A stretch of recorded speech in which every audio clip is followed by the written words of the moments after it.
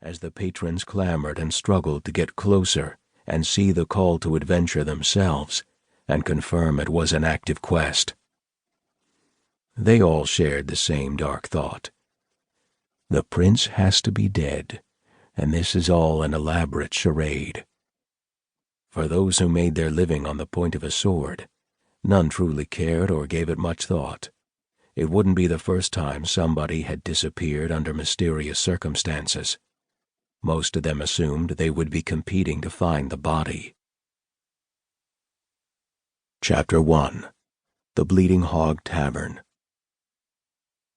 As John Younger rounded a bend in the road, the faint light of a far-off inn was like a beacon of hope that lit up the darkness. He had just about been ready to count his losses and spend the night licking his wounds under the sheltered canopy of a nearby tree and hope for the best, assuming I could light a fire and not go into shock from exposure.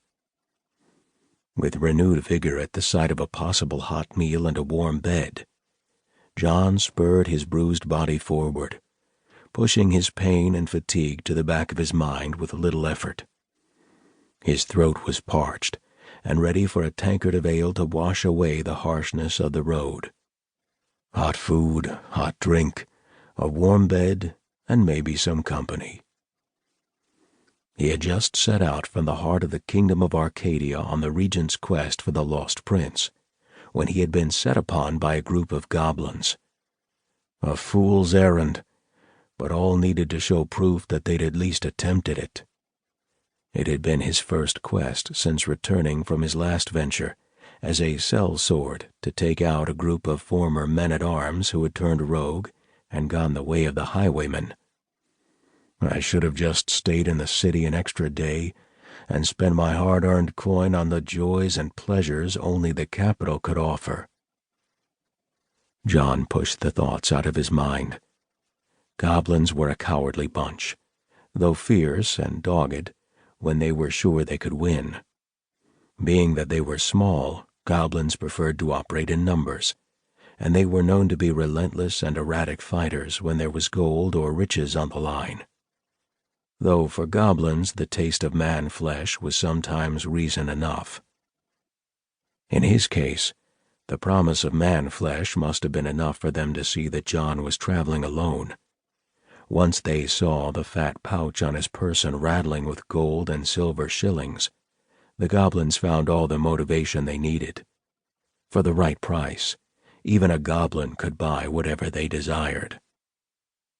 In John, they had seen an easy mark and had set an ambush for him as he was walking through a particularly dense part of the forest, a spot where the path had become overgrown with grass, weeds, and brittle vines that easily concealed the goblins.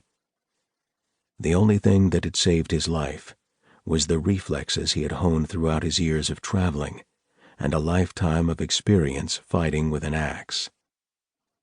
Though recently, he'd made a breakthrough and had started using 2 of them. John was a tall man with dark hair that ended just before his shoulders. He had the muscular, lithe build of a fighter, while lacking the usual preference for swords.